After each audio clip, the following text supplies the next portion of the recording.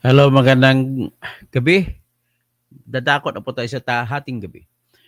At tatalagin po natin dito sa programa ni Toto Tirador itong patungkol kay Atong Ang. Kasi sa susunod po na linggo ay sigurado ko ito na po ang babalot na kwento na sa buong bansa.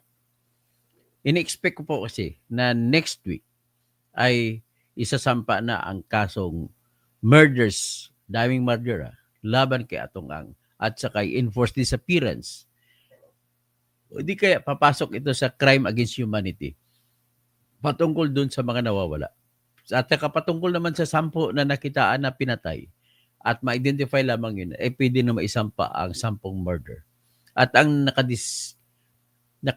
nakakita kung paano pinatay ang 10 ay mismo yung kapatid ni Dondon Patidungan na si Elakim Patidungan. Ito naman, pag naipatuloy yan, isa po ito sa maglilinis ng konsensya ni Elakim Patidungan. At konsensya din ni Dondon Patidungan na marami na siyang dining partisipasyon na pinatay at nawala yung mga sabongero.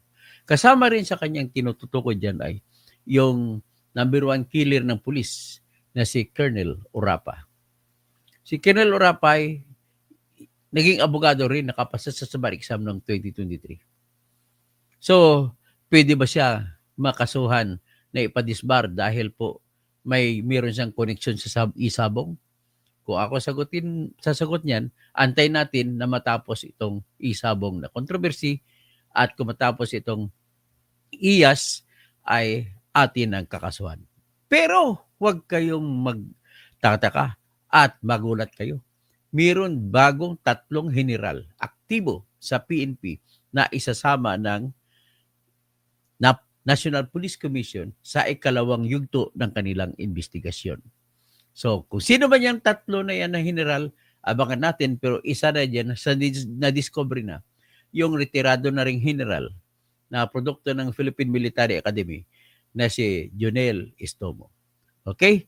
So, ito po, umpisa natin sa balita na nagsumiti na ng affidavit si Patidungan at saka magkapatid niya.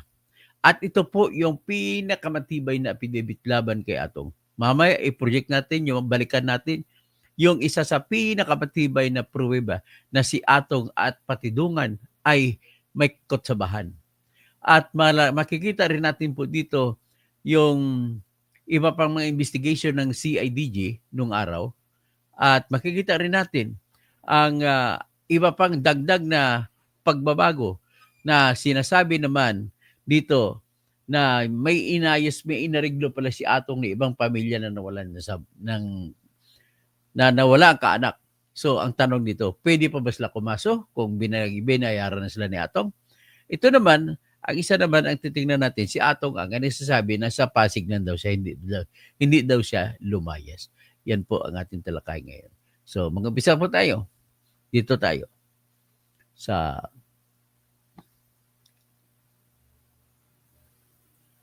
unang pag-report.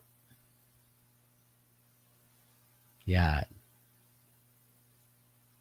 May mga boto na naman na na-recover sa Taal Lake kung saan itinapon umano ang missing sabongeros. Samantala, sa kabila ng may buto na natagpuan na nakakakita isang araw, ay ito pa hindi pa na-examine kung may koneksyon ito, kung ang buto na yan ay may DNA na magtutugma sa DNA ng mga kaanak na nagpa-testing, kaanak ng mga nawalang sabongero. naipasa na ng whistleblower sa kaso o naipasa na ng whistleblower sa kaso ang kanyang affidavit sa Justice Department. Narito ang agenda report ni Joash Malimban live mula sa Quezon City. Joash, anong latest? Naging well-known natin si Joash Malimban na reporter ng Billionaire Channel. Oo, Pinky, tama ka nga dyan. Kinumpirma kanina ng legal counsel ng whistleblower na si Julie Dondon Patidungan na nakapagpasa na sila ng kanilang official affidavit. Si Attorney Ariel Bintura. Itong nakaraang Biyernes. Kasama doon sa mga ipinasa ay yung mga affidavits din ng kanyang mga kapatid na sina Elakim at Jose Patidungan. Matatandaan na spotted si Dondon at ang kanyang kapatid na si Elakim noong nakaraang Biyernes sa DOJ pero tumanggi sila na magpa-interview. So, ibig sabihin, tatlong affidavit na po. Affidavit ni Jose Patidongan na mga close-in bodyguards ni Atong. Affidavit ni Elakim Patidongan na siyang nakasaksi sa pagpatay ng 10 sabongero. At si Dondon Patidongan na marami din siyang hinuli at binigay sa pulis na pera para galing kay Atongang para patayin mga sabongero. The documents are in. Nakapaghain na ang mga kaanak ng biktima ng kanilang Si Atty. Manuel Bintura pala, hindi Ariel. reklamo at nakapaghain na rin ang aming kliyente ng kanilang mga salaysay ng pagtestigo. Sinabi ng kanyang abogado na si Atty. Manuel Ventura na bagamat hinihintay pa nila yung resulta ng evaluation ng Department of Justice patungkol sa isinumiteng reklamo at affidavit noong Biyernes, confident siya sa kredibilidad ng kanyang mga kliyente. Isang argumento nila riyan ay yung mismong si Elakim daw yung naka-witness ng pagpaslang sa at least 10 sabongeros. Ngayon, sinabi ng abogado ni Patidongan na naghihintay na lamang sila na matapos yung evaluation doon sa isinampang reklamo. Ayon kay Atty. Ventura, 10 working days yung nasa batas. So we are expecting na on or before Friday next week, i-issuehan na ng subpoena yung respondent sa reklamong ito. Kinumpirma ng kampo ni Dondon na nasa mahigit 50 yung respondents. Kasama na yung mga tinuturong masterminds na si bilyonaryo gambling boss Charlie Atong-Ang. Kasama dito, nabasa ko, is si Mr. Charlie Atong-Ang, ang kanyang kapatid na si Mr. William Ang. William Ang. Si Mr. William Ang bala, by the way, siya yung kakutsaba din ni Atong-Ang sa pagpapatay kay businessman Jose Yolo, yung inambos sa EDSA. At ang umambos sa kanya ay 2 riding in tandem. Eric De La Rosa, Engineer Celso Salazar, Celso Salazar. at marami pang mga iba. Ngayong Sino yung araw, marami si kinumpirma iba? rin ni DOJ Assistant Secretary Matanong ko na, sino pang maraming iba? Isa po din si Gretchen, si Erwin Tolpo kasama din doon. Data, nakalista kasi, mismo nang galing sa kampo ni Atong-Ang na nilista si Erwin Tolpo. At marami pa iba. Si Mayor Bernie Tacoy, si Jonel Istomo. Marami pang iba. Nico Clavano na may bagong muling sako na naglalaman ng human remains na natagpuan sa Taal Lake noong Lunes. Patuloy yung proseso ng DNA extraction at cross-matching dito sa mga nare-recover na mga buto. Pati na rin yung paghingi ng tulong sa University of the Philippines Anthropology Department at Forensic Pathology Department sa tulong naman ni Dr. Raquel Fortune. Sa kasalukuyan, wala pa rin nagmamatch na DNA sa mga nakuhang buto at sa DNA samples na ibinigay ng mga pamilya. Pero sinabi muli ng legal counsel ni Patidongan na 34 lamang yung lumutang na kaso ng missing sabongeros. Pero nasa mahigit 100 daw ang nadispatcha sa Taal Lake. At sa ngayon, sabi ng DOJ, nasa 20 pa lang na pamilya yung may naibigay na DNA samples. Pinky, kanina umaga nakapanayam din natin si NAPOLCOM Commissioner Rafael Calinisan at sinabi niya na may at least isang active na police general na kasalukuyan ay iniimbestigahan din. Wala pa tayong information patungkol dito at yung kampo ni Patidongan kanina, tumanggi rin sila na ibigay yung impormasyon na hawak nila patungkol nga dito sa sinasabing involvement ng isang active na general. Pero ayon sa kanyang legal counsel, malapit na raw na mailahad yung mga pangalan ng mga respondents na dadamay dito sa missing sabongeros. Oras na maidocket na kaso itong isinampang reklamo noong Biyernes. Pinky. So Joash, for the first time, nagsalita na rin yung legal counsel ni Patidongan. Meron ba siyang sagot doon naman sa legal counsel ni Atong-Ang na si Attorney Villarreal na kamakailan lang ay itinuro ang kanyang kliyente bilang ang totoong mastermind? Syempre, Pinky, sinagot niya yan kanina at sinabi niya na imposible raw na maging mastermind yung kanyang kliyente na si Dondon Patidongan. Bukod pa dyan, ang buwelta niya doon sa kanyang, umaga doon kay Attorney Villarreal, ay ina-affirm niya yung sinabi ng kanyang kliyente na ang tunay raw na mastermind ay si Mr. Charlie Atong-Ang. Pinky. Kamusta naman daw si Dondon? Meron ba daw banta sa kanyang buhay mula nang isampa itong affidavit? Pinky, yan nga yung binanggit kanina sa amin ni Dondon.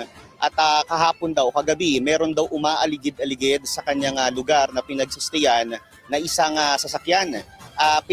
Pinatrace niya raw yung plate number nitong umaaligid na sasakyan na ito at tila hindi rin nag-match yung plate number doon sa sasakyan na umaaligid. So ang hinala nila, meron na raw talagang nagtatry na gumapang o at least mangialam dito sa investigation o posible na at least nagbabanta sa kanyang buhay. Pinky. Maraming salamat sa iyo, Joash Malimba, nag-uulat ng live mula sa Quezon City. Tama na yan, no? Ito sa gitna na natin. Ito naman, ipaano natin, yung isa pang ipalabas natin, karugtong na istorya. And ito po ay nalabas po nung nakaraang linggo lamang at tingnan natin po.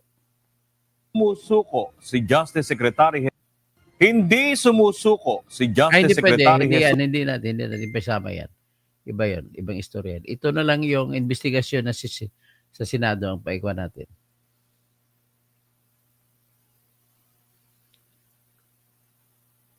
Ito siya. Si Bato. Your company. Kung wala kayo tinatago, please, pumuntahan nyo sila dito. Lalong-lalo na yun si Matiliano at saka si Bayog.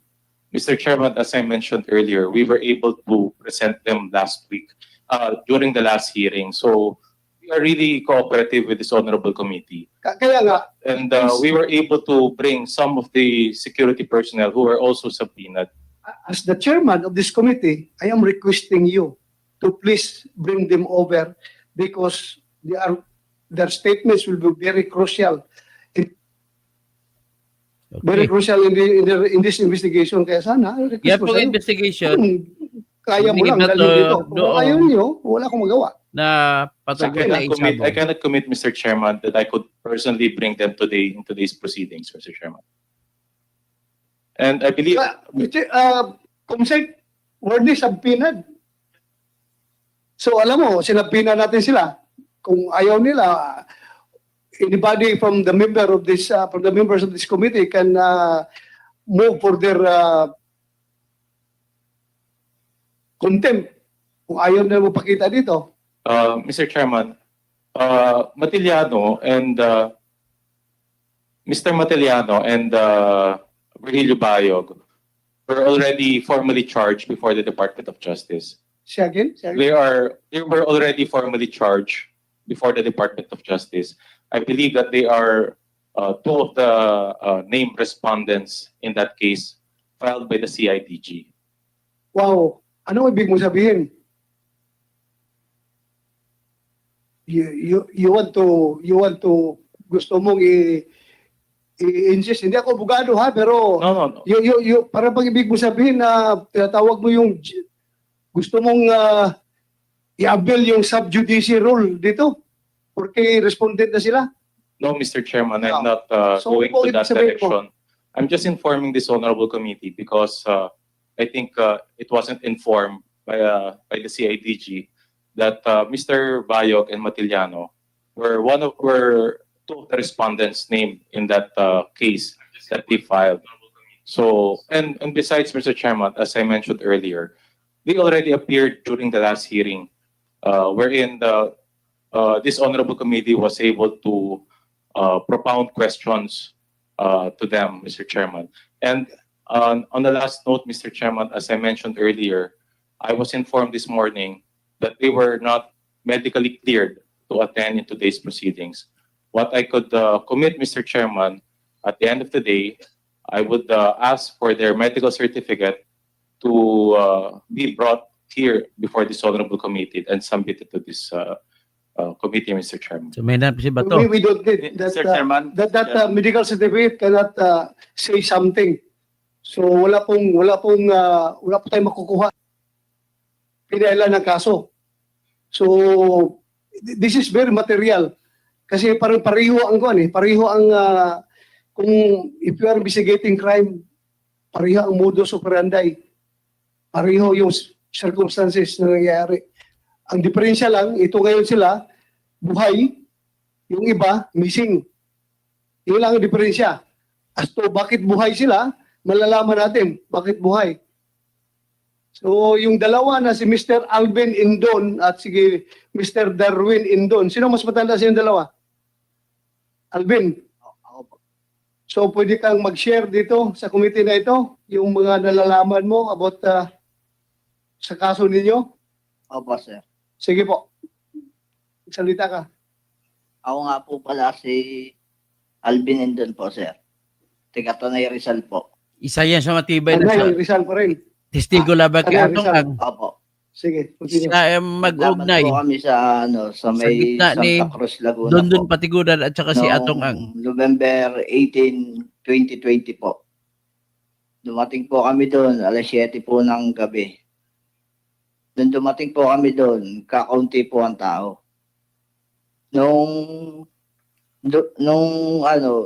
Nagtanong po ako sa gwardiya, bakit po kakaunti ang tao? Nung pong tinanong po ako ng gwardiya, nung sinabi ko po doon sa gwardiya na bakit kakaunti tao, sabi, ang kaduktong po daw noon, nasa Pila Laguna po. Sa Manila, sa arena po. Kaya po ang tanong ko po sa kanila, anong oras po ang umpisa ng laban po namin? Kasi po sinalihan po namin 6-tag daytime derby po. Kaya po ang sabi po sa amin, alas 3 po ng daling araw ang umpisa po ng laban namin. Ngayon po, naghintay na lang po kami doon. Kaysa bumalik pa rin po kami, naghintay na lang po kami. Tapos, Nung maghintay po kami, mga bandang alas 3, mag-alas 3 po ng daling araw, nag-umpisa na po ang laban. Ganun ba? Ang Dalawa sabungan? po kasi yung entry po namin eh. Madaling araw? tapos, Nung naglaban na po kami, doon sa unang entry po namin, 2 panalo po, tapos 1 tabla. Doon po sa pangalawang entry, 2 panalo po, 1 talo po. Doon po sila nagka-aberya po sa pangatlong laban. Ang sabi po daw na Yupi. bakit po daw nabali yung buto ng paa ng manok. Naku, yun nga. tapos, Nung pong sinabihan, kinuha po sa amin yung natalong manok na Bilang ebidensya. ng sentensyador ng Palasan po, sa Laguna po. tapos, Nung kinuha po niya sa amin, sabi po sa amin, mga manchochope ata kayo eh. Sabi ko, hindi naman po. Kami po ay naglalaban dito, pabalik-balik na po kami dito. Kaya po ang sabi sa amin po, sino yung nagsabi sa'yo? yung pong sentensyador po doon sa Santa Cruz, Laguna po. Sige, tuloy. Nung pong sinabi po sa amin na gano'n, na dinala po nila sa doktor. Ang sabi po sa doktor, baakin po daw yung binti, tignan kung may kayas yung buto. Pag may kayas po daw, hindi na rin po daw kami makita. Oh, Sabi ko naman po sa kanila, sige, patingnan niyo po. Tingnan niyo po kung may kayas. Kami naman po ay willing dyan sa sinasabi niyo kasi hindi naman po talaga kami gumagawa ng ganyan. Tapos, Noong pong time na yon, nung magkaroon ng aberya po doon, yung pong mga huling laban po namin, hinold na po nila ang laban po namin. Hindi na po kami pinatuloy. tapos, Nung hinold na po kami, may mga may mga gwardiya na pong nakabantay po sa amin. sinong gwardiya? Kaya po, yung driver po namin, bumibili po ng pagkain. Mga bandang, mga 4:30 ng umaga. Bigla pong nagdami na po ng security guard po doon sa loob ng, sa bungan po. Binabantayan na po kami doon sa may tent. then, Okay. Nung pong binantayan po kami sa may tent,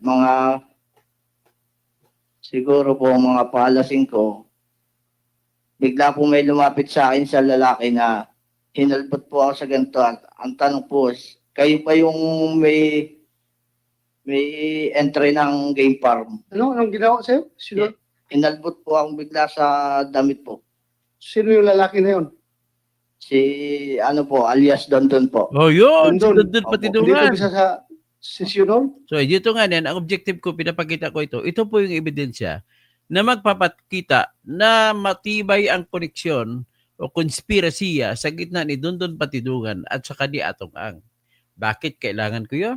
Kasi po, sa pagpipresenta ng ebidensya, pag nasa korte na, kailangan muna ma-establisa ang pagkukonspirasi o kutsamahan sa gitna ni Dondon Patidungan at ni Atong Ang bago pwedeng gamitin ang lahat ng salita ni Dondon Patidungan laban kay Atong.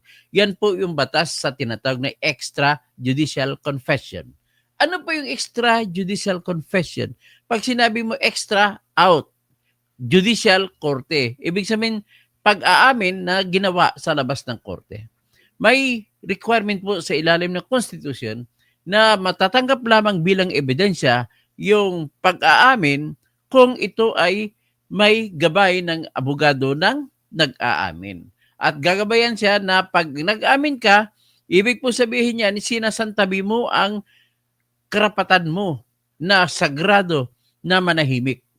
At kung sinasantabi mo, ay sinasantabi mo rin ang karapatan mo laban sa self-incrimination. Nagsasalita ka na ng krimen na ginawa mo. At pagkatapos niyan, tuloy-tuloy na, pwede na ngayong gamitin yung extrajudicial confession laban pa lamang sa umamin. Ang tanong, pwede bang gamitin yan laban sa mga taong binanggit nung nag-amin?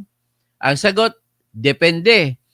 Kung mayroong ibang hiwalay na ebidensya na magpapakita na yung umamin ay may kutsabahan doon sa taong binanggit, ay pwede na siyang gamitin. Ito ngayon kung bakit ko pinresenta yung testigo nito na nagsasabi na si Dondon Patidungan ang kumuha sa kanila dahil sinuspitsan sila nagkyupi ng manok at yun ba ay utos ni si Atong Ang. So yun na ngayon, hiwalay na ebidensya yan na pwede na ngayon gamitin laban kay Atong Ang. Kahit sinong abogado tanungin mo, tapos na si Atong Ang. Patuloy natin pakinggan. Si alias Dondon po. Saan? Nandito. Ito pwede mo ituro? Opo. Sino? Saan?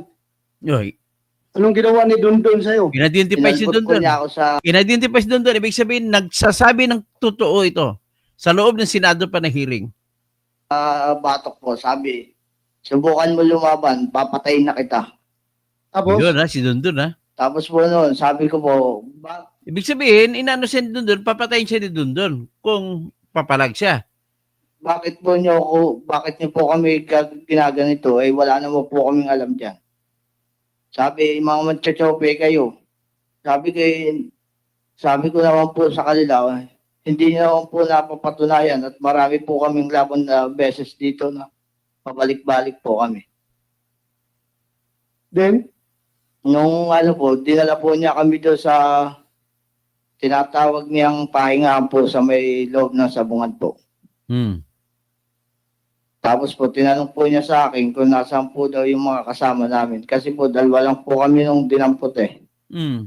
Yung pong dalawa, yung kapatid ko po, at saka yung anak ni Sherwin Garcia po, inutusan ko po na kumuha na ng gate pass para makauwi na po kami. Grabe ah. tapos anong ginawa ni Dondon sa'yo?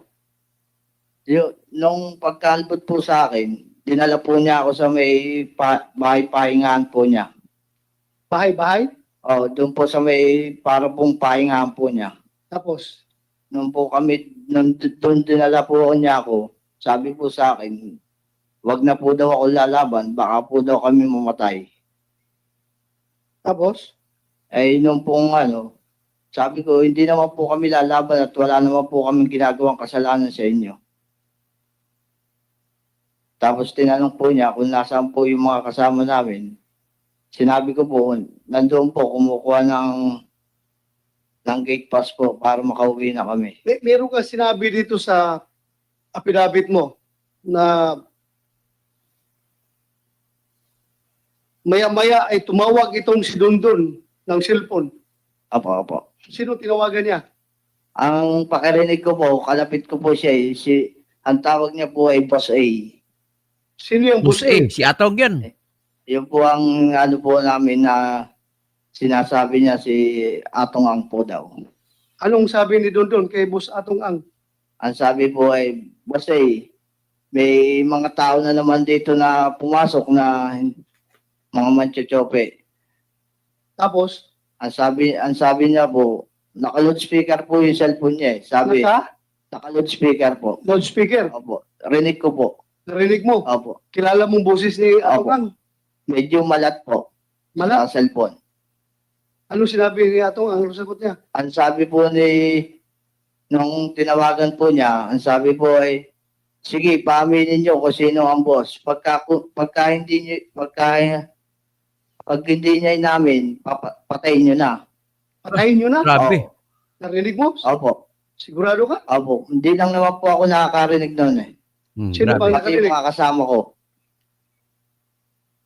Kasi Linawin ko lang, matibay na ebidensya yun. Matibay na ebidensya. Walang kawala si Atong Ang dito. Nag-utos si Atong Ang kay Dondon Patidungan na patayin itong grupo nila ni Alvin na ito. Maswerte lang ito sila ni Alvin at buhay kung sila. magkakalapit po kami. Ito ha, pagkahan tayo ha. Ha? Opo. Under oath ka dito kapag ikaw nagsinungaling. Opo. Perjury ang kaso mo. Opo. At pwede kita ipa-withdraw from the Witness Protection Program. Opo. Paano mo nalalaman na boses ni Atong Ang yung nasa loudspeaker? Ay, siya lang naman po at tinawagan niya na boss eh. Hmm.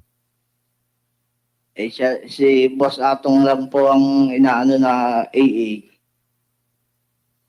Pagkatapos nun, anong nangyari? Nung pagkatapos po noon, tinanong po ulit ako ni Dondon po. Ah. Ang sabi, sino po daw yung boss namin? Ngayon po, nung marinig ko po, inamin ko na po. Sino ang boss mo? Si Lisario Tolentino po. Rizalio Tolentino po. Tolentino. Opo. Then pagkatapos, Nung pong inamin ko, sinarts po nila. sandali ha. Kumsek, andito ba si Rizalio Tolentino? Yung financer nila, yung boss nila? Sige lang, i-check mo muna kung wala. Ha? Sige, tuloy mo.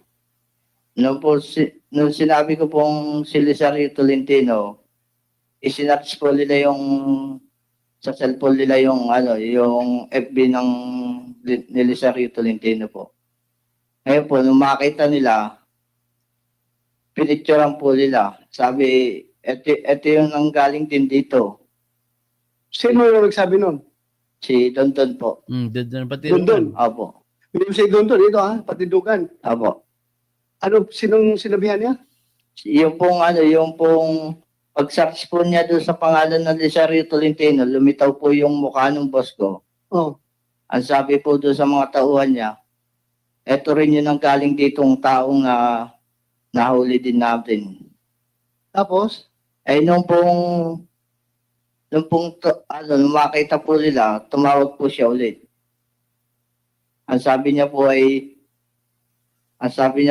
doon sa katawagan niya na, boss, yung pa rin po ulit, yung tiga Batangas po. tapos, Nung pong ngayon, sabi po, sige, ipasa niyo na yan sa PIP. PIP. pasa ninyo sa PIP po. PIB. Opo. Alam mo yung kung anong PIB? Hindi po. Sige. Continue. Nung pong dumating po yung tinawagan po ni Tonton na sinasabi nilang PIB, pagdating po nila, may lumapit kaagad na isang lalaki doon sa magtatay, parehas sinampiga po. Ano? Sinampiga parehas po. Pag ano yung sinampiga? Pasisya ka na, Bisaya ako, hindi ko alam nung sinampiga. Yung pasampal po sa ganito. Sinampalong, sa Bisaya yan, sinampalong. Sa inyo, sinampiga. Sampiga po. Sino nagsinampiga? Sinong gumanon? Si ano po, Dondon si Patidungan. Navarrete po. Nabarete. Nabarete. Apo. Yung pulis. Sino Nabarete? Ano po, PAB. Ayun. PAB po. PIB. Mr. Roy Meron Navarrete. dito ba siya? Apo. Ituro mo.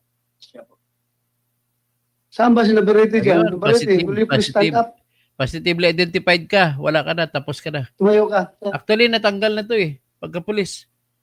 Kumsik. Tinanggal siya sa dahil sa kanyang sinasabi niya. pag kanyang pagdukot kay John, Ricardo John Lasco. Ano kasi mga pulis na ito? Pakitanggal mo, Navarrete, yung Napagamit. pan mo. Navarrete, yung cover mo.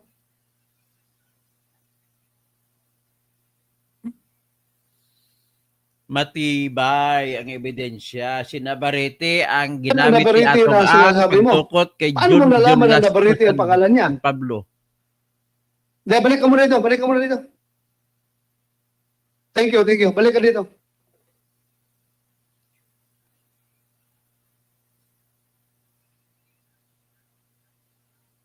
Si Navarrete ginamit tsaka si paghangaan, PO1 paghangaan, hangaan tsaka si Sige. Brotas. Paano mo ginamit sa nalaman na siya si dukot. Navarrete? Lang pong kami dalhin po nila Sandali, sa pagpunta niya doon, sinampalong niya yung yung pong yung magtatay po. magtatay, Nakasama. nakasibilya siya, naka-uniforme. Nakasibilya po. Oh, paano mo nalaman na Navarrete na nakasibilyan na siya? Nung po malaman ko na po yung mga pangalan nila, nung kami po idalhin nila sa kulungan po. Gawa po ng marami din po silang hinuli, kilala po sila doon sa kulungan na yun. Saan kulungan yan? Sa Pagsangan Laguna po. Station? Police station? Pakbase Laguna po ang nun. Ano? Pakbase Laguna po. Base, Laguna? Opo. Navarrete, ano itong Pac-base na Laguna? Na dinala ninyo dito? Sir, wala po kaming packbase po, sir. Ano yung sinabi mo Pac-base? Dinay. Yun po ang pagkakalam ko po, yung Pakbase Laguna po sa sa Hindi, police station. Opo. Police station, hindi. Police station po. Police station ng Pakbase. Pagsanhan, Laguna. Pagsangan po, Pagsangan. Na may Pagsangan po. So, police station yun ng Apo. Pagsanhan. Opo. Hindi Pac-base. Pero nakalagay po sa acronet, nakalagay po pangalan, Pakbase po. Dali Pag sabi ka Pagsanhan, Laguna, sir, spelling mo, Pac-base. Hindi ko po kaya, sir. Paano mo nasabi Pac-base? Narinig mo lang?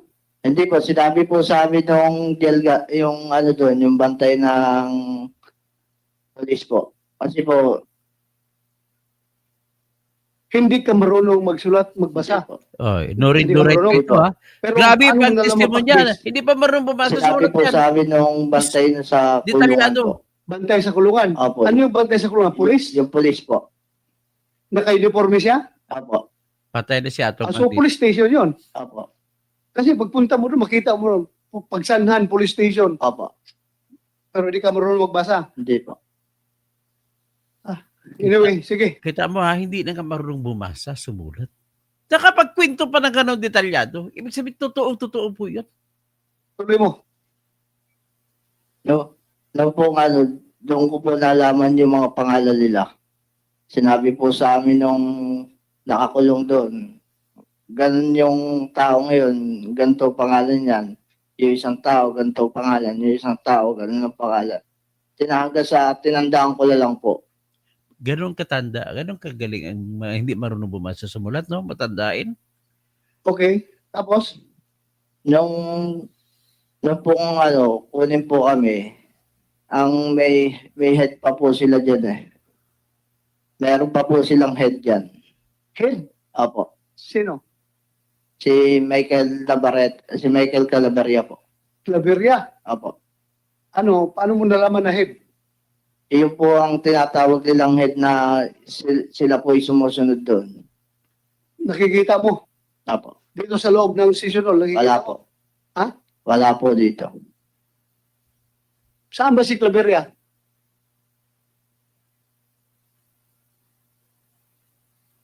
Si IDG. Yung Claveria. Patawag na ninyo. Bigyan niyo upuan dyan.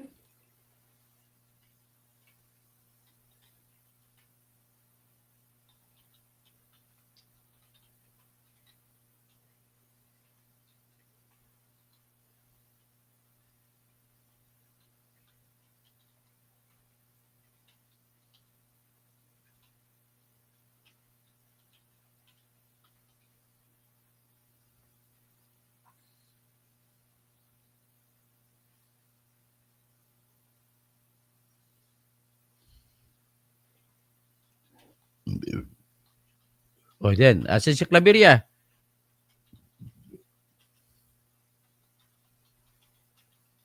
Sige, habang hinihintay natin si sino? Michael? Tuloy mo muna, tuloy mo. No, no po kung kami kinuha po doon. Kasi siya po yung parang namumuno doon na pinakang under nila yung tatlo po. Noon po kami kinuha, habang kami nilalabas na po sa sabungan, ang sabi po niya sa amin, bakit si Boss Atong pa ang inyong ang inyong binangga? Patay. Hindi nyo ba alam, pader yun? Dapat hindi, iba na lang ang binangga nyo, hindi na yun. Sino nagsabi niyan? Si Michael Calaveria po. Claveria. Andiyan na, Claveria, wala pa. Nandito na po, Your Honor. Ayan, si Claveria. Ikaw si Michael Claveria. Anong ranggo mo? Police Master Sergeant po.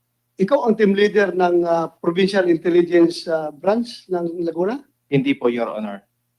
During that time po, si Police Lieutenant Henry S. Sasaluya po, Your Honor.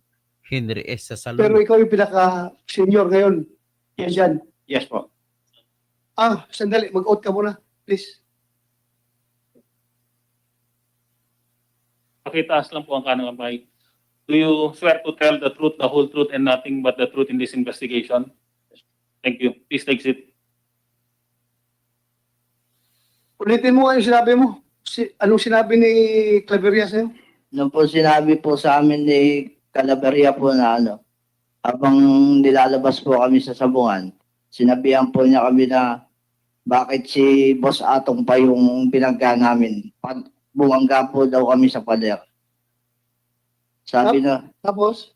ang sabi ko naman po, nag-ano lang po ako na, sabi ko hindi naman po kami ng chochope eh. Tapos sabi sa akin, hindi mo ba alam? Tumawag sa akin si Boss Atong. Sino Atong? Binibigyan lang ang isang ulo nyo na 5,000 isang ulo. Nako, 5,000. Ano ibig sabihin ng 5,000 isang ulo? Papatayin po daw kami, 5,000 isang ulo po. Totoo yan, sinabi mo yan, Claveria? Siyempre hindi. Hindi po, Your Honor. Alam ka naman aminin. Again, I am reminding you na under oath ka, pulis ka, di ba? Sir, for Huwag kayo magsinungaling dito sa committee na ito. yes po, Your Honor. For information po sa everyone, Your Honor, I would like to inform na nandito po na ito si Alvin Inden po, Your Honor. Nahuli na po yan way back 2015. Mamaya na, tatanungin kita tungkol dyan. Sige po, Your Honor. Nahuli na ito ng drugs noon pa, di ba? Yes po. At ngayon, kinasuhan na naman yun ng drugs. Yes, sir. Doon sa Pagsanhan, Laguna. Yes, sir. Pero hinuli ninyo doon sa Sabungan sa Santa Cruz, Laguna. Hindi po, Your Honor. It was a legitimate operation po, Your Honor. It was legitimate operation po sa ng bypass. O, pero na. Yes, sir. Alam mo, magprangkahan tayo dito. Excuse me, Your Honor. Since ako naging Chief PNP, sabi ko sa inyo, I am your number one friend. You are performing your duties properly, legally. Magpakamatay ako sa inyo. Didipinsahan ko kayo till death. Kapag ginagawa ninyo yung trabaho ninyong matino at legal, isusugal ko yung buhay ko para sa inyo.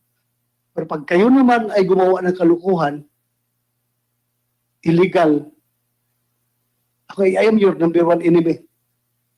I am your number one enemy. Yan yung sabi ko sa inyo noon pa eh. Kaya sana huwag tayong maglulukuhan dito. Ha? Yan lang sa akin. I love you. You are my man. kabaro ko kayo for how many years? Pareho tayong uniforme. Pero pag kalukuhan ang ginamit ninyong uniforme sa kalukuhan, goodbye. I am your number one enemy. Okay. Ano Pagkahan pa? kayo. Pero kung you are unduly accused by these people, I am here to protect you. Wala tayong may tago dito. Andyan si Lord. Nakikinig sa lahat ng pinagsasabi natin dito. Kung tayo nagsinungaling, alam ng lahat yan. Lalabas at lalabas ang katotohanan dito. Kaya magpakatotoo tayo. Huwag natin gamitin yung ating uniforme at tsapa sa kalukuhan. Dahil doble ang ating pananagutan dyan pag tayo nagluloko. Sige, tuloy mo. Your Honor, yung po sa sinasabi niya na hindi po daw kami sa sabungan na uli. May katibayan po ako sa sabungan po kami inuli. Oh, ano sinungaling? November 19 po ito. Huli! 2020 po. Lihiti mong operasyon, ha?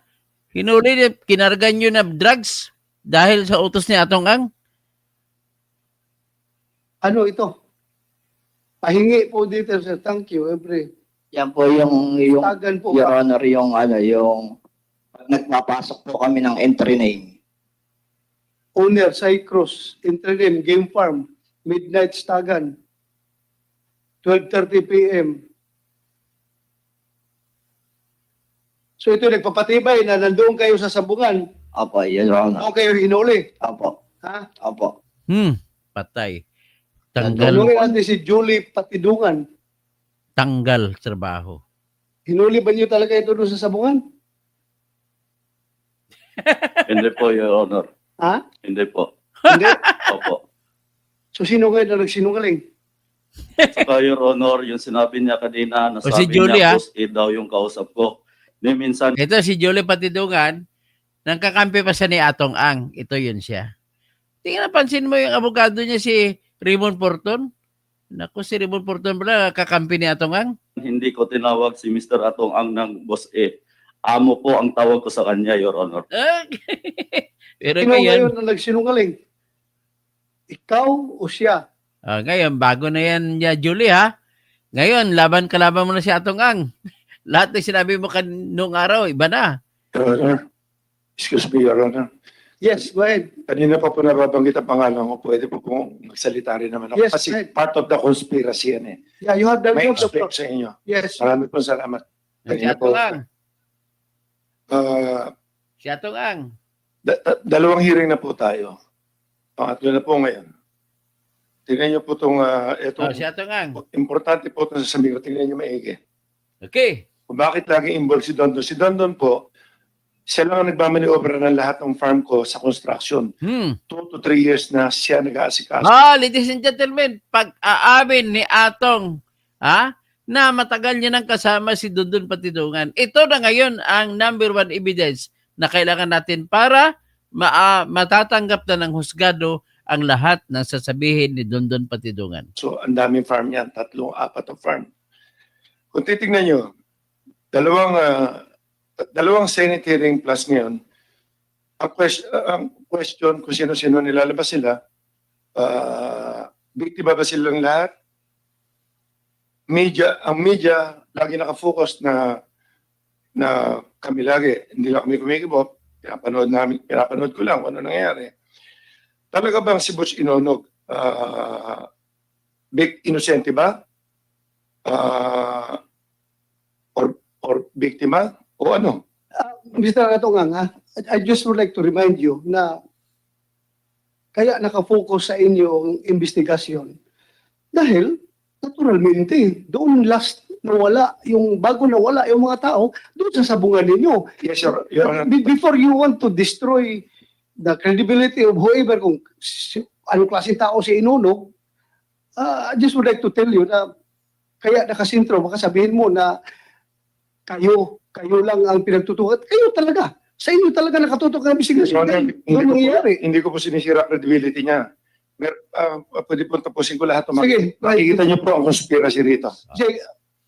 Gusto niyo pong malaman Yeah, yung go ahead, conspiracy. Go ahead. Ito naman ang ebidensya sa totoo lang na walang kinalaman si Bato sa sabungan ni Atong. Yeah, go ahead with the conspiracy. Patapos na kasi mahaba-haba konti lang to pero andito lahat ng laman. Sige, please, continue. Kasi putol-putol to pagka na-question ako ng isa magtataka kayo hanggang dulo ang sagot dito para matapos tong pinag-uusapan na to Okay? Andito lahat ng laman, okay? Ine-explain ko lang sa inyo yung salita ko na yung question ng mga tao yung inosente ba sila o hindi. Tapos papakita ko rin sa inyo kung ano yung kasi pinag-usapan na yung mga chope-chope, hindi naman namin malalaman talaga yan Dahil yung taya nga, hindi namin nakikita. Dahil kung pakikita ko sa inyo mamaya, yung kung paano sila kumikita ng pera. Okay? Patutunayan ko rin sa inyo na ayaw ko ng mga yung dahas-dahas dito, patutunayan ko rin sa inyo. Gusto ko rin isipin nyo kung sino nasa likod din ito ngayon. So medyo makikita nyo. Kaya kung sana, pakinggan nyo lang muna. Maraming po salamat. Your Honor. Okay. Your Honor, yung umpisa po tayo nung unang mag-hearing, si Butch Inonog at anak niya, ang sabi niya, driver lang po sila, nangungontrata lang po, at wala po silang alam sa sabong noong una. Hanggang sa lumalim ang investigasyon, inamin niya may farm pala siya. At yung nagsasalitang si Denmark, trainer niya yan, handler niya. Denmark Simpuego. Okay. At pwede niyo ipacheck, hindi siya ordinaryong tao. Marami siyang connection sa politiko at sa pulis. Okay, ito na ngayon. Pangalawa, merong isang family dyan na sinasabi yung Magbanwa family na ang anak niya nawala. Ang amo niya si Julius Chris Habilio. Yan ang sinasabi niya. Tinanong nyo, si Inonog, hindi niya raw kilala yan. Checkin nyo. Si Inonog, tiga-Tanay. Si Chris Habilio, tiga-Tanay din. Hindi raw sila magkakilala, wala raw siyang connection dyan. Pero yung Magbanwa, tiga-Tanay pa rin. Yung family, puro Tanay ito Okay, ngayon, ang sabi ni Inonog, hindi siya involved masyado sa sabong at ang anak niya, driver lang, nangungontrata lang, binabayaran yata ng 5,000 or something para kumita. Video tayo para makita natin. Yung slide. Tingnan natin ang mga ebidensya ni Atong Ang. Pwede pakita yung picture? Ayan na. Date, December 2021. Yang number 1, kung makikita nyo, yan ang Inonog, Butch Inonog. Siya mismo ang bumibitaw ng manok. Hindi siya small time. Yan. Ang entry name niya, BGT1, Matao, Baluarte, Guapo. Fight number, ano yan, makikita nyo pangalan niya dyan, ang sulat Butch. Isa siya sa owner. So, yung sinasabi niya hindi niya alam, yan, okay. Matagal na hindi yung siya nagsasabong talaga. Takoy. Number 2. Si Bernie Takoy. Nakikita niyo si Inonog na andun doon sa likuran ni Lito Guerra na kasama niya, magkakasama sila sa entry yan. So, ibig sabihin, nandun din siya sa arena yan. December 20, 2021. Number 3. Siya pa rin ang bumibitaw niyan. Si Inonog pa rin. Inaano kasi na hindi ako naninira, tingnan niyo lang maigi. Ito na ngayon ang papakita ko sa inyo na sinasabi niya, ito ngayon, kinuha lang namin to sa sa makina namin. Dahil lumabas yung pangalan, malalaman lang naman natin yung Chris Habilio, Julius Habilio, tatlo yung Habiliong yung brothers na yan. Na sinasabing financier. Sabi ni Inonog, wala rin sa kinalaman dyan, hindi niya kilala, pero tiga-Tanay, same barangay, pare-pare sila. Okay? Tingnan niyo yung number 4. Slide number 4. Pag titingnan niyo yun, December 20, 2021, sa Manila Arena, ang entry nila BGT1, yan yung binibitawan ni kanina, ni Onong na picture. Team BGT1, Baluarte, Guapo, ang owner Butch. Tignan niyo yung posta nila. Yung posta itong sila Habilio, sila Julius. Ang pusta nila, lahat, 600,000. pumupusta lang sila doon sa manok na kalaban ni Inunog, yung binibitawan nila. Meron sila Inunog ng dalawang resultado to, number 225 at 249. Meron ang manok ni Inunog, wala ang pusta nila Julius, nila Abilio. All in all, yung araw na yun, ang kinita nila 1,194,941. That was sa December 2020. Okay. Number 5. Mhm. December 28. Hindi daw sila magkakilala. Record ito ng kaya at DGT1 na naman. tingnan nyo Entry na naman maigi. ni Inonog. Ibang araw to, December 28. Okay. 4 na laban niya. 200, 208, 229, 240. Lahat ng pusta ni Julius na hindi niya kilala, nasa wala na naman. Ang kinita nila nung araw niya, 969,000. Mhm. Okay. Kailan namin na-check to? Pumusta sa wala. Dahil nga, may nakita kami pangalan. Hindi namin ma-check talaga yan dahil wala kang pangalan yung mga iba dyan. December 21, the next day, may dalawa na naman silang manok na nilaban.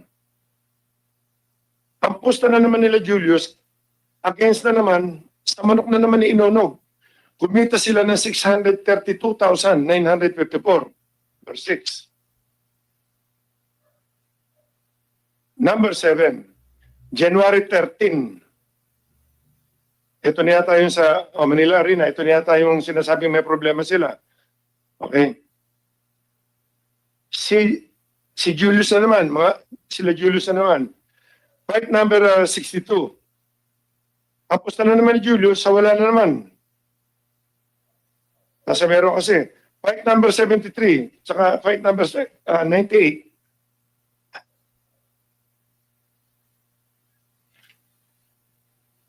Isang sultada pala, isang laban, laki ng kinikita. Ang pusta na naman ni Habilio, sa meron naman.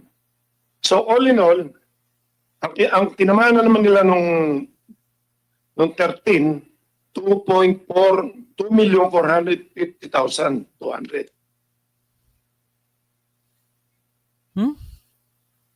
January 13 ulit.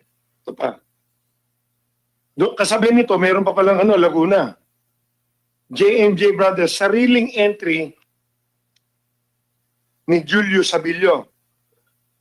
Kinontra niya mismo ang sarili niya entry. Yun. Klaro yun. 250,000. Bakit mo kinalaban sarili mo? Ano ginawa niya? Kinontra? Yung sariling entry ni Habilio na hindi niya raw kakilala, may kasali sila nung same day na JMJ Brothers, Laguna. Kinontra niya sarili niyang manok.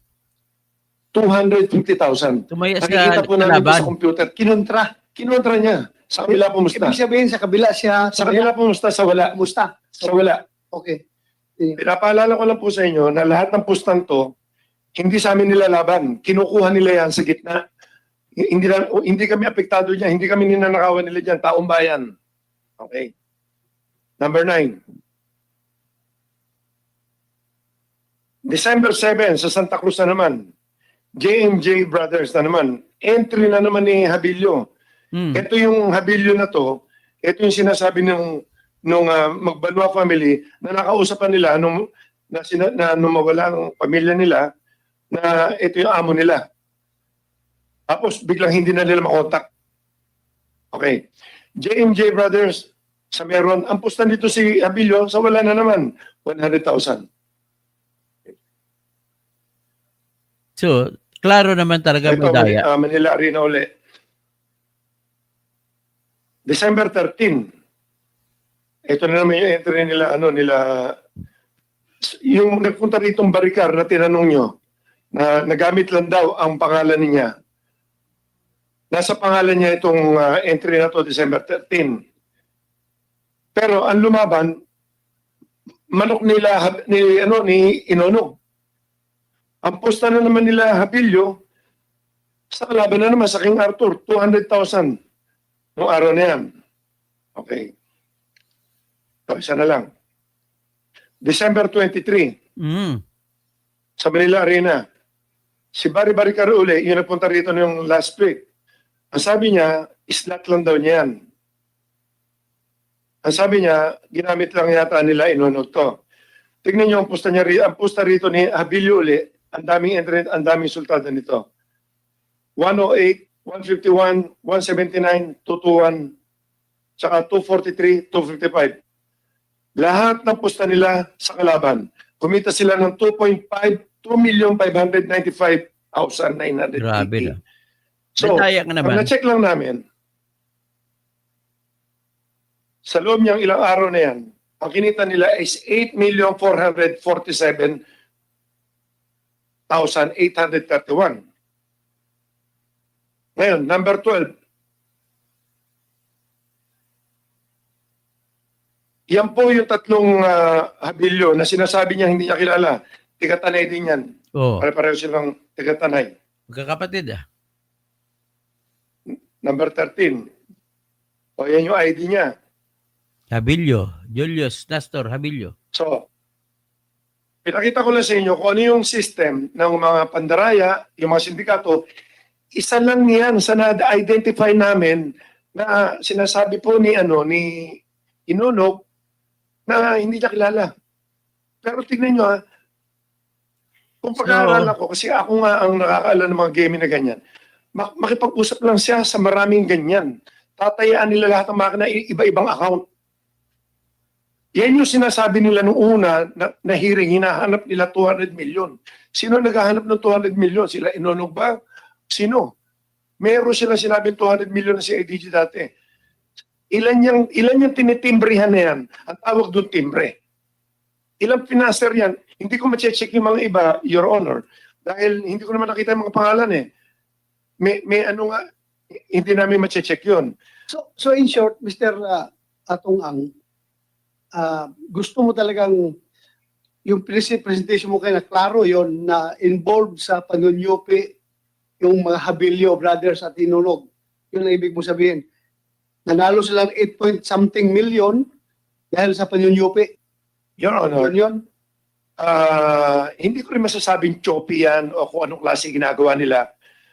Pero Ko lang basta klaro sa presentation mo, nasa kabila sila tumataya. at ito po lang, Oh, napatunayan po siyempre. natin. Very clear mo yun, recorded yun di ba? Computerized yun. Choppy na nga tawag kaya pag Yung ang tawag noon dahil doon sila tumataya sa kalaban ng manok nila. Yes, lahat po ng taya ni Habilio, kung alin yung entry ni Inunog, nasa kabila sila lagi all the way. Lusot lahat. Pero hindi ko naman ma-check yan eh. So sino ngayon ang magagalit sa kanilang panyunyupi? Wala pong magagaling sila yung makakausap eh. Ayan. Ito na po ang ebidensya na si Atong Ang nagpapatay. Pinakita niya siya mismo nagpakita na gamit may hawak siya na record ng panyunyupi. O, baka hindi po binigay. Solid na Hindi solid ko- na ebidensya to. Kung marami silang kausap na financer po, Your Honor, hindi ko naman hindi po, kasi lalawakan ko utak ko, kung marami connection si Inunog, kung marami bakit lagi ang manok niya ang kinukontra ng mga financer? Hmm. Okay. Yun ang ini-explain ko lang sa inyo. Si ibig sabihin, si Every time Inunog, papasok ang manok Yupi. niya, isang financer na to, kumita ng 8 million mahigit sa loob lang ng ilang araw, ilan niyang sinabihan niyang yan? Ilan ang kausap niya? Okay. So settled na natin yan na involved sila sa game fixing. Settled na niya. Ako mismo, nag-agree ko with your presentation. game fixing. I am totally convinced na involved sila sa game fixing. Now, with the existence of the game fixing, sino ngayon ang apektado at nagagalit sa game fixing na Si ginagawa Atong nila? Ang. Kung ako tatanungin, Your Honor, Yes po. number 100% game fixing na talaga yan. Yes. Base Sino sa nakikita magagalit? ko. Pero ito ang question mark yan. Ito yung isang possible pa. Kung may isang financer kang kausap at isang financer uli na iba ang tip mo, isang financer iba uli, hindi mo pinatama yung ibang financer, nagbigay sa'yo ng pera. Kasi hindi ka naman pwedeng tumaya pag wala kang deposit eh. Pag nahulog, yung mag-aaway-aaway lahat yan. Magpapatayin talaga yan. Iba tip mo sa akin, iba ang tip mo rito, iba ang tip mo dito. Nagbebenta ng laro ang tawag doon. Lahat ng sinasabi ko dito, ang dami sa bungero nakakarinig yan. maiintindihan nila yung sinasabi ko. Lengguwahe ito na sa bungero. Nagtitip ka ng tsope, ang daming ganyan. Machecheck nyo sa lahat ng sabungan. Sa buong Pilipinas, pag may tsope, ginugulpi talaga nila eh. So, sa sinasabi mo na yan, parang sinasabi mo na itong nawawalang 34 na tao, most likely, ang responsable sa pagkawala nito ay itong mga involved sa game fixing o yung tinamaan ng game fixing or Ang isang handler, para saktan mo, para mawala, is either nagamit mo or binalian ang manok mo na hindi or sinira ang manok mo na hindi mo alam. Pwedeng amo ang titira diyan. Maraming istorya ganyan. Ano ba manok mo? Yung kung sino may-ari ng manok na entry. Ginalaw ng handler yan. Itinip sa iba. Ang dami nagbebenta ng laro. O itong 4 na manok ko kontrahin nyo, ibebenta sa mga tao yan. Ayan, How about klaro ha. yung reputation ng WPC? Hindi ba masisira ang iyong palaro dahil may nagiging fixing doon sa amin po, WPC? kaya kami ang number 1 dahil yung pag-inspect namin from tare, from entry, tsaka kami, bihira, hindi, halos buong Pilipinas ang umi-entry. Luzon, Visayas, Mindanao, magkakilala kami. Nakakapasok lang, hindi kilala, every Monday at o Thursday. Yun yung tinatawag na invitational. Or, ang manok nila, sabi nga nila Baricar, na wala silang manok ngayon, araw nila, ang tawag doon, nag-finance ng iba. Ngayon, yung finance mo, pag sinyope, hindi mo na malalaman. Sa amin naman, sa kumpanya namin, Your Honor, hindi kami affected, pero binabantayan namin talaga yung integrity ng ano namin. Ang kailangan, para lumaki ang isang negosyo mo, kailangan pag tumama ang tao, bayad ka agad. Yun ang number 1. So, klaro sinasabi mo na regardless kung may mangyayaring panyunyupi sa mga sabungan mo, madiscover nyo yun na panyunyupi, hindi ka galit. Hindi ka interesado sa kanila. Wala ka makialam. Kung nyupi kayo naman nyupi, bahala kayo dyan. Wala ka makialam. Sa akin po, Mr. Chairman, yes, Senator. Relevant ito. At one time or another, mga investigador tayo, di ba? Senator De La Rosa, myself, General Cruz, General Carlos, mga pulis na nandito. No? Di ba pag nag-imbestiga tayo, 3 agad yung tinitingnan natin, di ba? Motive, opportunity, means. Maliwanag yan, di ba? Basic. Ang gusto ko malaman, yung opportunity saka yung means, medyo na-establish yun, di ba? May oportunidad, tapos meron ding means to commit the crime. Interesado ako, anong nakita niyo motive dito, CIDG? Parang hindi maliwanag sa akin ano yung motive. So, ano yung na-establish yung motive?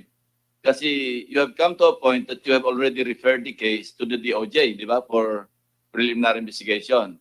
Ibig sabihin, establish nyo na lahat. Ano yung motive? Sir, with regard to the case in Manila Arena, we are only basing on the testimony of the witness or testimonies of the witnesses. And of course, sir, since there, we were able to establish a probable cause to file a case against the identified suspects. And although sometimes there are cases being cleared or solved by the police or by the CIDG, but still the motive is still unknown. So for as long as we have secured a witness or an evidence which would warrant the filing of case against an identified suspect, so we go on with the investigation and file the case before the prosecutor's office. But the motive weaken your case, can still be unknown, sir. If you are missing the motive, that could weaken your case. Well, it could go past the probable case threshold. Yes, sir. Pero remember, pagdating sa court, guilt beyond reasonable doubt ang hinihingi natin. Yes, sir. And if you're not able to establish the motive, it could weaken your case pagdating sa court. Yes, sir. So it's important that the motive is established. Yes, sir. Di ba? Sino may motive Yes, sir. ngayon? That's the reason why we continuously gather more information, sir. While even though the case is submitted before the prosecutor's office, the CIDG investigators would still continue gathering more evidence and witnesses to finally establish or to finally find out the real motive of the case, sir. And isang may person niya to give you the motive is a pattern. Kasi maraming cases ito 8 eh. Sir, of Pag course, establish yung pattern, you can establish the motive, hindi ba? that's also one way of establishing motive in a case, sir. So We also right use now, that, sir. as we speak, there's no motive yet. So, No ang motive tanong, has been established. sino may motibo None na yet, sir. magwala Thank na you. sa bungiro? Thank you, Mr. Chairman. Your Honor, tuloy Thank, po thank ito. you, sir. Thank you, thank you. Tuloy ko po ito. Makita niyo yung conspiracy rito. Your Honor, natapos ko na ito yung tukol sa game fixing para naintindihan nyo na kasi lagi natin napapag-usapan yan. Number 14 na tayo. Si Don Patigonan or Julie Patigonan.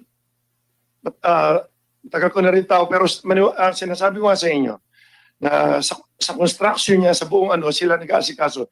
Pinagkakatiwala ako siya sa mga construction namin talaga kasi sa pera maayos yan. Okay. Tignan nyo ito.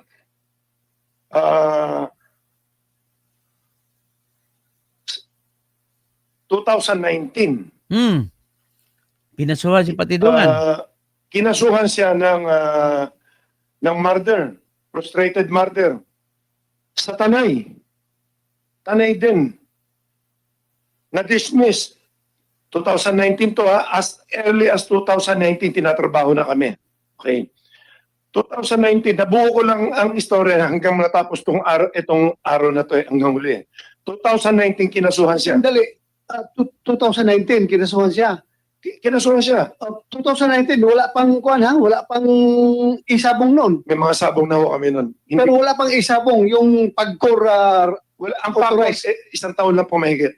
Pero itong kami magkakalaban sa sabong.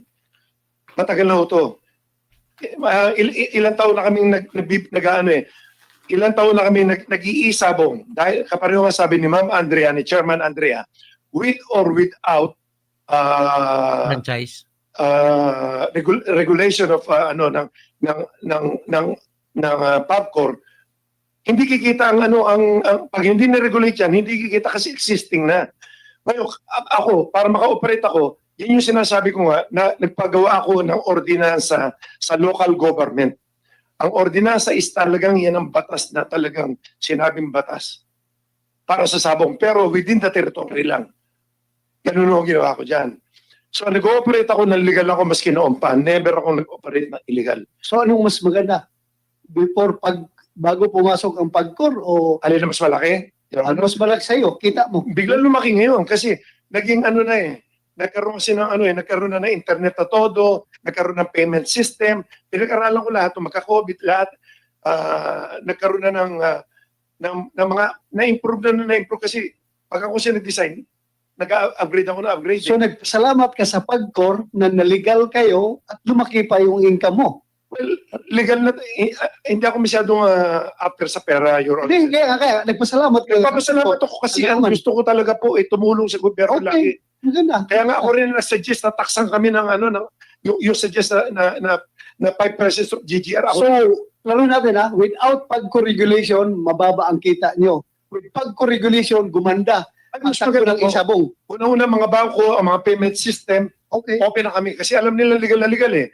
Kasi pag ipapakita mo po sa bangko is ordinance lang, nagkakaroon ng question eh. Thank you. Let's give the floor to Senator Tolentino first. Isang tanong lang, Mr. Chairman. Pwede bang bumalik tayo sa slide number 3? Number 40 na tayo ngayon eh. Okay, number 3. Number 3, balik lang natin. Ikaw ba may control? Number 3? Opo. Okay. Ang tanong lang to, isa't kalahati. Ay, nagbibitaw siya. Lalamig tong kape ko. 3 or 4, siguro. Yan po. I have nothing to do with the person. Hindi, lumampas mo kayo. 3. Yung kanina. Yan. Wala po akong pakialam ngayon sa personalities involved. Gusto ko lang makita itong physical environment. I-clarify ko lang sa iyo. Saan po ito? Manila rin na po. Manila. Yes. So hindi ito yung buong Rueda, hindi ito yung buong Sabungan. Ito ba yung binabanggit mo na? Kasi parang yung likuran parang tarpaulin nata yan, kumot, o ano ba yan, lona. Ano ba?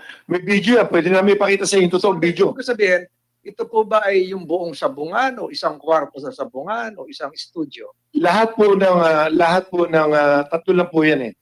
Lahat studio lang lahat. Studio. Wala kami sa buwan na may mga taong pumapasok. Halika na. Gusto kasi, Ano? marami kasi nakikinig tayo mga kababayan ngayon. Kasi kanina, tinatanong ka ni Chairman, nagpapasalamat ka sa PAGCOR, binigyan kayo ng lisensya, nakapag-operate kayo. Binasa ko rin yung, ready ang PAGCOR mamaya, tatanungin ko kayo. Binasa ko rin yung regulatory framework ng So, PAGCOR. anyway, Binasa siguro, ng PAGCOR, i-stop na. live streaming noong actual cockfight Yes, yes. sa Sabungan, Yes, Your Honor. kung saan kayo humingi ng ordinansa na tinanggit mo, di ba? So, So, stop na muna natin ito. At least, sapat na po katibayan yan para magkaroon ng matibay na ebidensya na si Atong ang may motibo. Yung tinatanong ni Senator Panfilo Lacson na motibo. Yan na po yung sinasabi. So, hanggang dyan na lang ang ating presentasyon at mahigit sang oras na. At least, nagkaroon tayo ng establishmento. Dito pa lang ay sulit na makukumbik na to si Atong Ang. So, ATC General, dapat imbestigahan ni Erwin Tulfo yan. O, sakali, malalaman yan. Remember, pala siya, isa kasama siya sa Alpha Group eh. Si Ben Recamador, pina-appoint ni Atong na deserve na itapon sa LEC. Yan na ngayon ang ebidensya laban kay Atong. Pinapakita bakit siya masyadong interesado. So, Ben Recamador, nakita nyo kung paano gawa ng kwento mga biktima sa drug war. Argo, host, hindi naman list guilty si Patidungan. Bakit naging witness siya? Kung ikumpara mo kay Atong, mas list guilty si Kwan, si Patidungan. Ben Recamador, pang-online yung laban, 24 hours ang postahan, tama po kayo. Jupa Gasol, Dan Tamsak, Ben Recamador, Jupa Gasol, Rudy Rabi, so nakita niyo, Zia Katubig, Rudy Rabi, si Ben Recamador, sino po ilang Manny Fort, good evening po, Dr. Kasi Akatutok Tirador. Ang galing mo talaga magpaliwanag. Okay, so yan naman, ang ating nakita na sa ngayon, matibay na ang ebidensya ng motibo laban kay Atong Ang na siya talaga nagpapatay ng lahat ng mga nawawalang sabungero. So magandang umaga po sa inyong lahat.